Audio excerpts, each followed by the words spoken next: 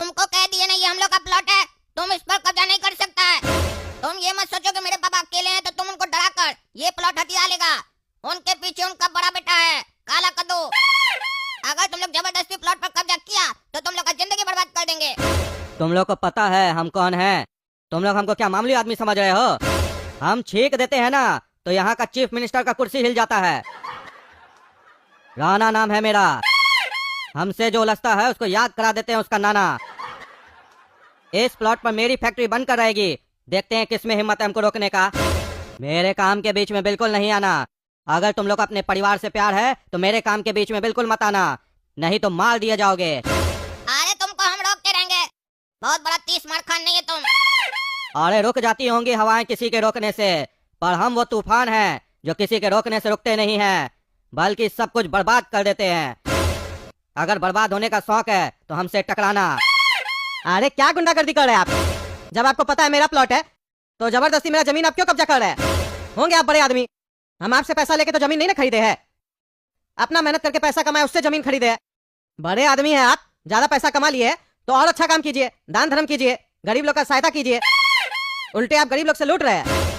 अरे मूर्ख, यही वो सीढ़ी है जिस पर चढ़कर हम अमीर हुए हैं। सबको लूटे हैं तभी तो हम अमीर हुए हैं। पहले हम भी तुम लोग के जैसे कीड़े मकोड़े थे और हमारा कोई मदद नहीं किया, इसीलिए हम सबको लूटना शुरू किए और तब तक लूटेंगे जब तक पूरा दुनिया का संपत्ति मेरे हाथ में ना आ जाए। अरे तुमको हम छोड़ेंगे नहीं। तुम्हारा पाला इस बार गलत आदमी से पड़ गया है। तुम अभी तक हमको देखे नहीं हो। ये छोटा बच्चा सोचकर भूल मत करना, वरना जिंदगी भर पछताते रहोगे कि एक भूल की थी और मेरी जिंदगी बदल गई। कह रहा है ना, तुम्हारा छींक मारने से सीएम का कुर्सी हिल जाता है, और जब हम तुमको बर्बाद कर देंगे उसके बाद तुम छींक मारो या खांसी मारो, कुछ नहीं हिलेगा, एक पत्ता भी नहीं हिलेगा, समझा? अरे भाई बोलने दे रहे हैं तो तुम्हारा बेटा बहुत बोल रहा है। ये जो तुम्हारा गुंडा बेटा है ना, जो अभी नया नया पैदा हुआ है, इसको उठाकर ले जाओ, वरना इसका ऐसा हाल करेंगे कि ये तुमको कंधा देने के लिए आया था ना नीचे, तुम इसको कंधा दोगे, समझे? ऊपर पहुंचाने में। अरे चलो काला कद्दू यहाँ से, चलो तुम। हम लोग कोई गुंडा नहीं है जो इससे भिड़ेंगे। ये तो गुंडा है, इसका यही सब काम है। हम लोग कोर्ट में केस करेंगे इसके खिलाफ, कोर्ट से न्याय मांगेंगे हम लोग। अरे हाँ हाँ, जाओ जाओ, शौक से जाओ। न्याय मांगने जा रहे हो ना कोर्ट में, देखना कितना जल्दी न्याय मिलेगा तुमको। न्याय मांगने तुम जाओगे लेकिन तुम्हारा पोता केस लड़ते रह जाएगा, फिर भी न्याय नहीं मिलेगा, समझे? और हम तो चाहते हैं तुम कोर्ट जाओ, तब ना तुमको पता चलेगा। जमीन होगा 10 लाख का, 50 लाख खर्चा कर दोगे, तंग अलग हो जाओगे। उसके बाद समझ में आएगा कि वो इतना प्यार से समझा रहा था, पीछे हट जाओ। अगर हट गए होते तो 50 लाख तो बचता, मेहनत तो बचता, लेकिन नहीं, तुम लोग को लड़ना है, लड़ो, दिखाओ लड़के हमसे। अरे जी न्याय मिलेगा, देखते हैं तुम क्या करता है। और पापा ही को मिलेगा, इनका पोता को केस लड़ने का जरूरत नहीं पड़ेगा। अच्छा रे, तुम चैलेंज कर रहा है? तुम एक डेट तक भी लड़के दिखाओ, तुम्हारा एक ही डेट में फैसला करवा देंगे हम। ठीक है, चलो देख लेंगे कोर्ट में तुमको। हाँ बताइए, क्या परेशानी है आपको? राणा जी पे आप केस क्यों किए? राणा जी इतने बड़े आदमी है, इज्जतदार आदमी है, आप कैसे केस कर दिए इनके ऊपर? क्या दिक्कत है आपको?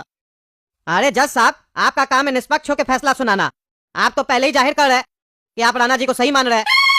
आपका पूछने का अंदाज ऐसे बता रहा है जैसे लगता है हम ही चोरी किए, हम ही गलत है। ए भाई ये मेरा कोर्ट है, मजाक नहीं चल रहा है यहाँ पे, समझे? मेरा काम सिखाएगा हमको कि मेरा काम हमको कैसे करना है? जितना पूछते उतना बताओ। अरे जज साहब, ये जो राणा है ना, जिसको आप अच्छा आदमी बोल रहे हैं, इज्जतदार आदमी बोल रहे हैं, ये दरअसल क्रिमिनल है, क्रिमिनल। मेरे प्लॉट पे कब्जा कर लिया है, कहता वहाँ पे फैक्ट्री बनाएगा। और जब हम बोले मेरा प्लॉट खाली करो तो हमको धमकाने लग गया, गुंडा लेके आ गया था जमीन पे, कहता है तुम लोग को मार देंगे, और डायलॉग दे रहा था लंबा लंबा, हम जब छींक देते हैं तो सीएम का कुर्सी हिल जाता है। मेरा बेटा भी इससे झगड़ा करने लग गया, ये काला कद्दू। लेकिन हम समझाए कि नहीं, हम लोग कोर्ट में जाएंगे, कोर्ट का दरवाजा खटखटाएंगे, हम लोग को न्याय जरूर मिलेगा। क्योंकि कीचड़ में हम लोग पत्थर मारेंगे तो कीचड़ तो हम ही लोग के मुंह पे लगेगा, इसलिए हम कोर्ट का दरवाजा खटखटाए। जज साहब, मेरा जमीन हमको दिलवाइए, हम पूरा पैसा दिए है, टैक्स भी दिए सरकार को, उसके बाद भी मेरा कोई जमीन पे कब्जा कर लेगा, ऐसे कैसे चलेगा? कद्दूपुर में कोई कानून व्यवस्था है कि नहीं है? इस बात के लिए तो हमको केस लड़ना ही नहीं चाहिए।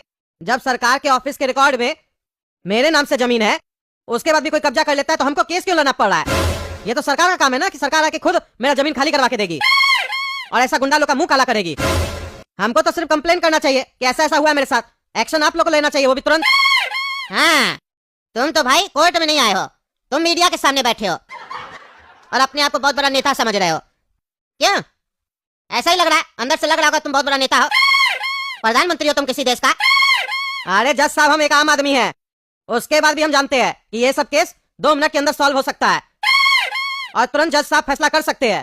लेकिन फिर भी आप जैसा पढ़ा लिखा जज साहब जानबूझ के उसको पीढ़ी दर पीढ़ी लंबा केस चलाता है।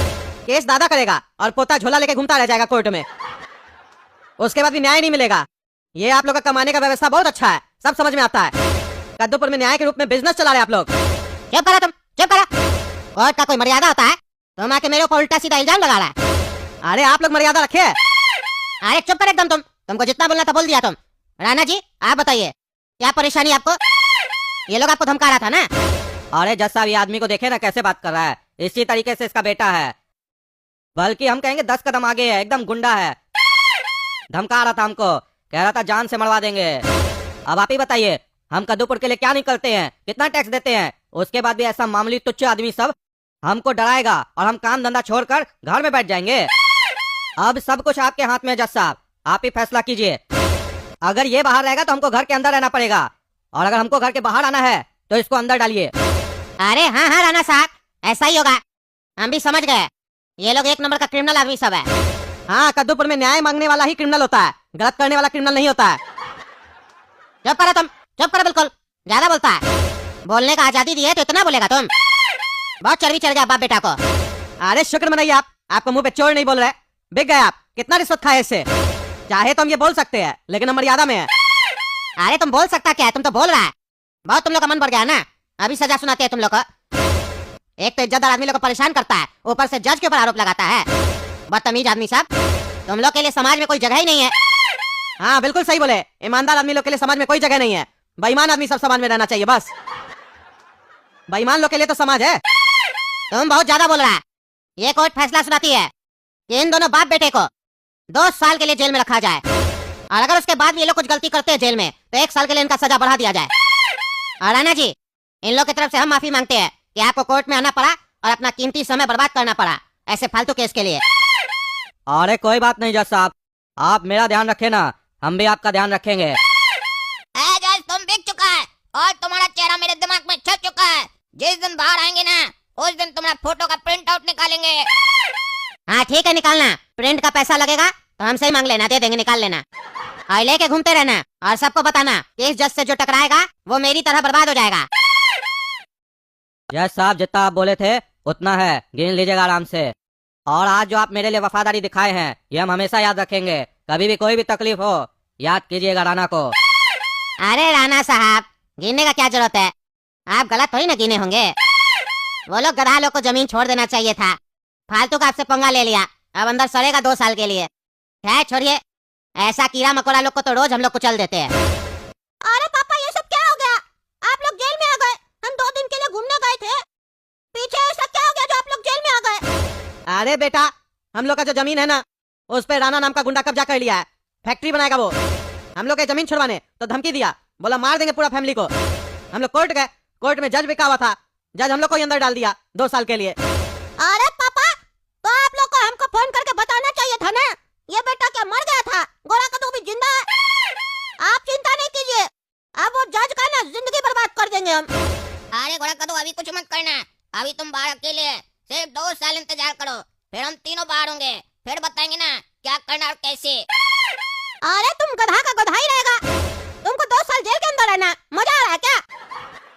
हम तुमको 5 दिन के अंदर निकाल के दिखाएंगे जेल से। तुम अभी जानता नहीं है गोरा कद्दू को, बस कर देंगे उस जज को हम। अरे क्या करेगा तुम ऐसा? कुछ ऐसा नहीं करना कि जज तुमको फांसी का सजा सुना दे। पागल है वो जज। फांसी देगा हमको? हमको फांसी देगा? उससे पहले उसको फांसी दे देंगे। आप चिंता नहीं कीजिए, बाहर बैठे हम सब संभाल लेंगे। तब तक आप लोग अंदर आराम कीजिए। आज से जज का जिंदगी हराम हो जाएगा। अच्छा, अब जज का घर जल गया। मेरे पापा लोग को जेल भिजवाया था ना, आज इसका घर जला है, कल जज को जला देंगे। देखते हैं कोई मेरा क्या बिगाड़ता है। कोर्ट में न्याय नहीं मिलेगा तो अपने हिसाब से न्याय लेंगे। हम कोर्ट का चक्कर लगाने में विश्वास नहीं रखते हैं। न्याय पाने के लिए भीख नहीं मांगेंगे, हाथ उठाएंगे। जो क्रिमिनल है वो कुछ भी करे, और जो ईमानदार है वो भीख मांगता रहे। पूरा मेहनत करे, टैक्स दे, सब कुछ दे, उसके बाद भी भीख मांगता रहे और सबके सामने गिड़गिड़ाए। ऐसा नहीं चलेगा। अरे क्या कह रहे हो? मेरे घर में आग लग जाए? अरे हम नमस्कार दोस्तों, मैं हूं पगला और आप देख रहे हैं पगला न्यूज। कादोपुर के हाई कोर्ट के जाने माने खाऊ जज के घर पे 100 करोड़ से भी ज्यादा कैश पकड़ाया है। दरअसल खाऊ जज के घर पे आग लग गया। किसी को नहीं पता था कि खाऊ जज के यहाँ इतना सारा पैसा पड़ा हुआ है, वो भी ब्लैक मनी। जब मकान में आग लग गया तो आग बुझाने के दौरान एक अलमीरा पूरा पैसे से भरा हुआ था, जिसमें 100 करोड़ से भी ज्यादा कैश था। और ये खबर जैसे ही बाहर आई, सोशल मीडिया पे तहलका मच गया।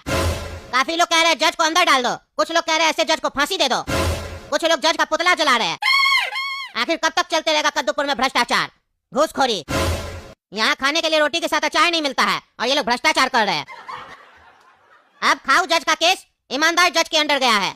अब वही इसका फैसला करेंगे खाऊ जज के साथ क्या होना चाहिए।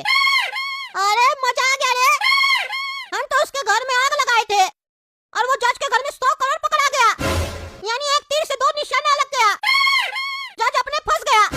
अब मजा आएगा। ईमानदार जज के यहाँ इसका फैसला होगा ना। जज साहब तो इसको छोड़ेंगे नहीं। अभी जाते हैं जज साहब को बताते हैं कि कैसे मेरे पापा लोग को जेल में भेजा था ये पैसा खा के। हाँ, क्या हाल है खाऊ जज साहब? इतना खा लिया आप कि उल्टी हो गया? सबको दिख गया आपका उल्टी? अब तो रायता फैल गया। अब क्या किया जाए आपके साथ? आज आप हमको भी शर्मिंदा कर दिए। कद्दूपुर में लोग न्याय मांगने के लिए कोर्ट में आता है और कोर्ट का जज बिक जाता है।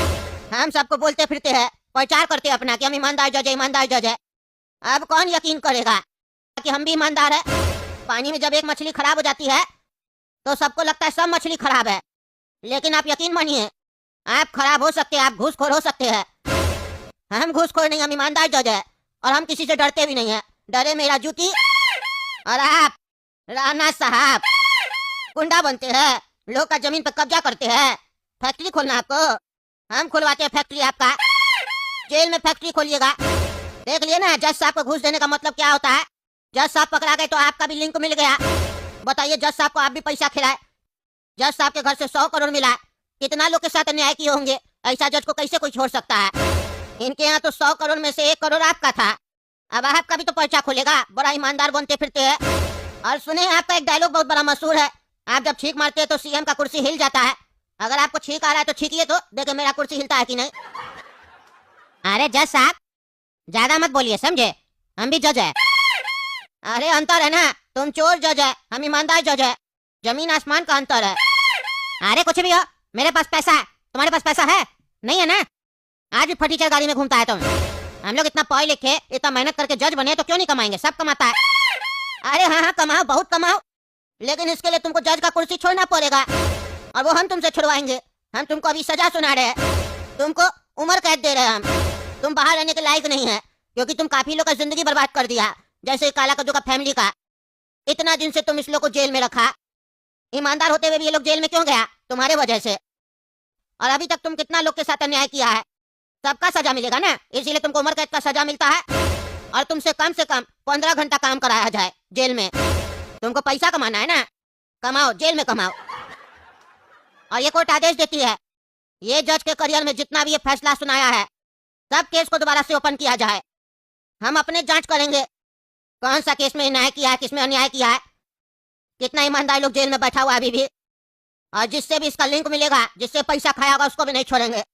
जैसे ये राणा, इसको भी नहीं छोड़ेंगे, इसको भी उम्र कैद का सजा सुनाते हैं हम। अब अगर तुमको राणा छींक आएगा तो जेल में देना, देखना जेल टूटता है कि नहीं। टूट जाएगा तो भाग जाना, लेकिन दोबारा पकड़ाना नहीं, नहीं तो फांसी पर चढ़ा देंगे, फिर तुम छींक नहीं पाएगा, समझा? चलो जाओ। देखे ना दोस्तों ईमानदार जज कैसा होता है। आप ही लोग बताइए कमेंट करके क्या मेरा फैसला सही है या गलत है। और तब तक के लिए कद्दू जोक चैनल सब्सक्राइब कीजिए, वीडियो लाइक कीजिए, ज्यादा से ज्यादा शेयर कीजिए इस वीडियो को। मिलते हैं अगला वीडियो में, धन्यवाद।